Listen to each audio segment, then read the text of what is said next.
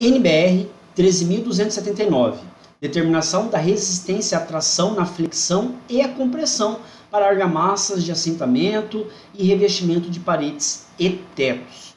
Bom, então para executar esse ensaio, você precisa dos moldes prismáticos, que são moldes específicos para esse ensaio, né? Cada molde desse ele serve para a produção de até 3 corpos de prova, nas dimensões padrões de 4 por 4 por 16 centímetros. Uma mesa de adensamento por queda, uma mesa também padrão específica para esses moldes. Nivelador de camadas, que consiste no conjunto de espátulas, réguas, a prensa e dispositivos específicos que são para poder colocar esses corpos de prova depois na prensa. Eles não são colocados direto na prensa como aquele corpo de prova comum de concreto. Ele precisa desse dispositivo para poder aplicar a carga. Então, deve-se ter esse conjunto, esses dois equipamentos aí para colocar na prensa, né, como acessório, além do cronômetro e utensílios de laboratório no geral. Então, para executar o ensaio, a primeira coisa a se fazer é moldar os corpos de prova, né? Então são esses corpos de provas prismáticos, devem ser feitos por idade e para cada tipo, então para cada lote. A preparação dos moldes, então, é colocar primeiro os moldes na mesa de adensamento, fixá-los, né, apertá-los lá, tem um dispositivo próprio para isso, e aplicar o óleo mineral, uma fina camada, igual se faz lá nos corpos de prova comum, cilíndrico. Aí você vai preparar a argamassa. A argamassa, ela deve ser preparada de acordo com a NBR 13.276, que é essa que está aqui, ó. Aqui em cima vai aparecer agora aí, tem a explicação dessa norma. Então é que uma norma vai linkando com a outra. Então você prepara a argamassa de acordo com essa norma e aí você vai então para a moldagem, né? Então, vamos ler aqui, ó. Imediatamente após o preparo da argamassa, com o molde fixo à mesa de adensamento, introduzir diretamente em cada compartimento do molde uma porção de argamassa. Com o auxílio do lado maior do nivelador de camadas, proceder ao espalhamento da argamassa em cada camada, em cada compartimento, né? em cada um dos 3 espaços ali para a moldagem, formando uma camada uniforme. Então, uma camada distribui, ou seja, vai pegar metade ali do espaço, né, do volume, e preencher ele, distribuir com o auxílio dessa espátula, e aí aplicar 30 golpes. 30 golpes na mesa de adensamento. Na sequência, introduzir a segunda camada de argamassa em cada compartimento do molde com auxílio do lado menor do nivelador de camadas. Proceder ao espalhamento uniforme da argamassa e aí aplicar mais 30 golpes pela mesa de adensamento. Ao final desses 30 golpes, rasar os corpos de prova com a régua metálica. Os corpos de prova deverão permanecer 48, mais ou menos 24 horas, ou seja, de 24 a 72 horas nos moldes. E o que vai depender? Vai depender da composição ali da argamassa, ela vai ter o tempo de pega. Você tem que manter ela ali até ela dar pega, até ela estar endurecida para você poder tirar o molde com segurança sem quebrar ele, certo? E isso ele deve ficar ali nas mesmas condições que eles foram moldados no laboratório, né? Em temperatura ambiente. A norma traz aqui como deve ser as condições de um laboratório. Temperatura do ar controlada de 23, mais ou menos 2 graus Celsius, e umidade relativa de 60, mais ou menos 5%. Essas são as condições ideais para um laboratório de materiais de construção civil. Aí a gente vai para o procedimento de ruptura. Então, as rupturas devem ser realizadas nos corpos de prova com a idade de 28 dias. 28 dias é a idade padrão para se avaliar o material. A maioria dos ensaios, seja de argamassa, de concreto, é isso. Outras idades podem ser feitas e podem o cliente, quem seja lá estiver pedindo, pode solicitar. Mas aí você tem que deixar bem claro no relatório que não foi feito com 28 dias e qual foi a idade. Aí, assim, tem uma tolerância, porque a argamassa, como que ela nasce? No instante que você começa a preparar ali, que você colocou a água. Então, são 28 dias daquele momento que você começou a preparar a argamassa. E aí tem uma tolerância de 8 horas, a mais ou a menos, né? Então, Quanto menor a idade em dias, menor a tolerância. Quanto maior a idade em dias, maior essa tolerância. No caso de 28 dias, você tem uma variação que você pode ter aí de até 8 horas. Bom, para fazer a resistência à tração na flexão, você deve posicionar o corpo de prova nesse dispositivo de apoio, né, de modo que a face rasada não fique em contato com os dispositivos de apoio e nem com o dispositivo de carga, né? Então, por isso que tem esse equipamento bem específico. Aplicar a carga de 50, mais ou menos 10 newtons por segundo. É a velocidade, então, da prensa. E aí, calcular a resistência pela seguinte equação.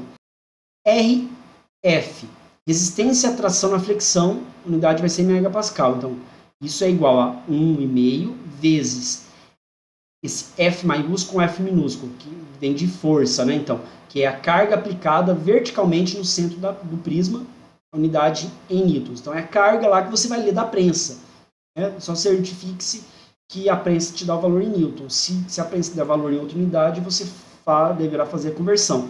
Multiplicado por L, que é a distância entre os suportes, esse valor é em milímetro, tudo isso dividido por 40 ao cubo.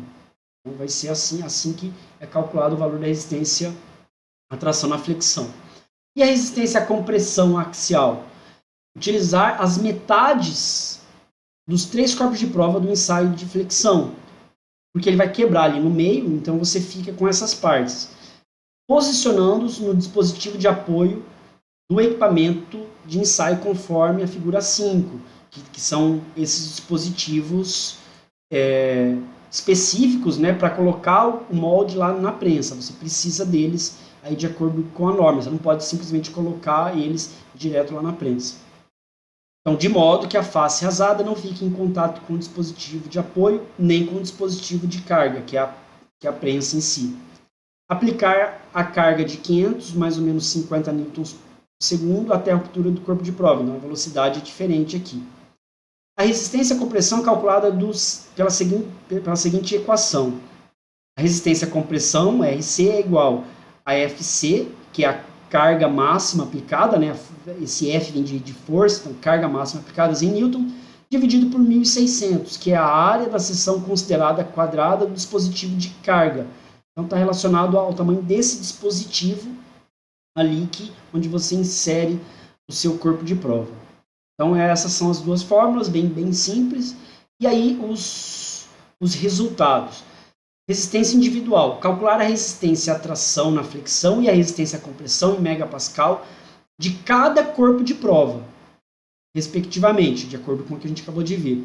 O resultado deve ser arredondado ao centésimo mais próximo. Então, você deve apresentar resultado individual. E aí, resistência média. Calcular a resistência média dos 3 corpos de prova ensaiados à tração na flexão e a resistência média dos 6 corpos de prova à compressão, porque você faz com as metades, então é o dobro ali, né? O resultado deve ser arredondado ao décimo mais próximo. E aí deve-se calcular o desvio absoluto máximo. O desvio absoluto máximo da série de corpos de prova é a diferença entre a resistência média e a resistência individual que mais se afaste dessa média, seja a maior ou a menor. O valor obtido deve ser arredondado ao décimo mais próximo. A resistência à tração na flexão.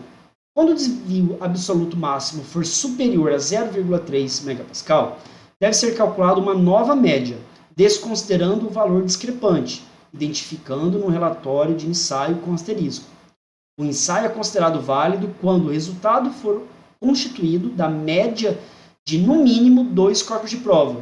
Caso contrário, o ensaio deve ser refeito. Né? Senão você vai descartando e sobrou um valor lá. Então tem que ficar